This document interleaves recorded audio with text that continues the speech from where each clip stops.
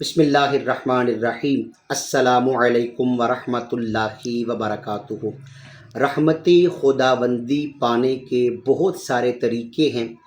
اللہ کی رحمت کے حصول کے لیے سب سے پہلا کام اللہ کی حضور 5 وقت کی نماز کو قائم کرنا۔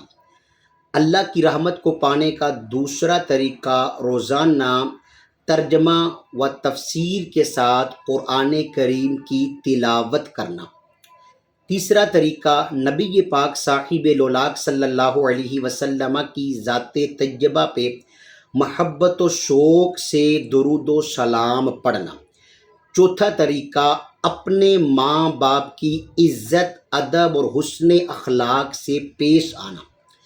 پانچواں طریقہ روزانہ عشاء کی نماز کی ادائیگی کے بعد 2 رکعت نماز نفل صلاۃ التوبہ کی ادا کرنا۔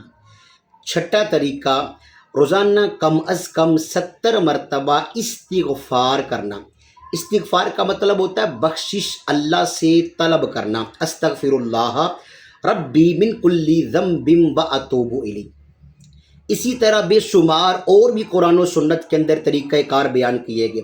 اب اگر کوئی بندہ رب کی رحمت کو پانا چاہتا ہے، وہ نماز کی بھی پابندی کرے، نماز بالجماعت، تلاوت قرآن پاک کا بھی معمول بنائے، قرآن کریم کی تعلیمات کے مطابق زندگی بسر کرے، حسن اخلاق کو معمول بنائے، اچھی اخلاق والا برتاؤ لوگوں کے ساتھ کرے، درود پاک پڑھے، استغفار کرے، رب کی بارگاہ میں توبہ کرے۔